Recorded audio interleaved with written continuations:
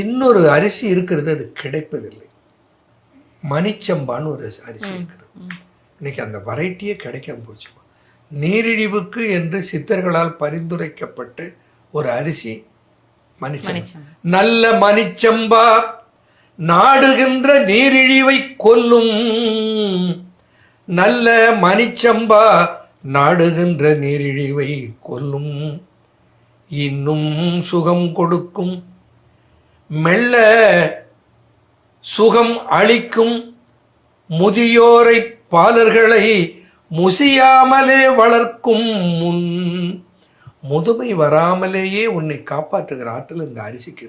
முசித்து போகாமல் உன்னை காப்பாற்றும். முசியாமலே வளர்க்கிற ஒரு அரிசி இருக்கிறது, அது மணிச்சம்பா. அது சொல்லுகின்ற நீரிழிவை கொல்லும்.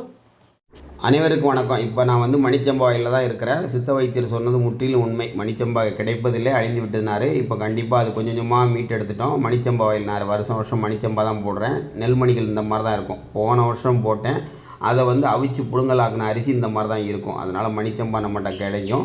அதே மாதிரி வந்து ஒரு சில பாரம்பரிய ரகம் மட்டும் தான் நம்மளால் மீட் எடுக்க முடியல. மிச்சம் அனைத்து வகையான பாரம்பரிய அரிசி நம்மகிட்ட கிடைக்கும். அதனால் எந்த இடைத்தரதும் கிடையாது. நேரடியாக நம்மகிட்ட வந்து வாங்கலாம். வாட்ஸ்அப் பண்ணுங்கள், இல்லைனா யூடியூப் லிங்க் இருக்குது, அந்த லிங்கில் போய் நம்ம வீடியோலாம் பாருங்கள்.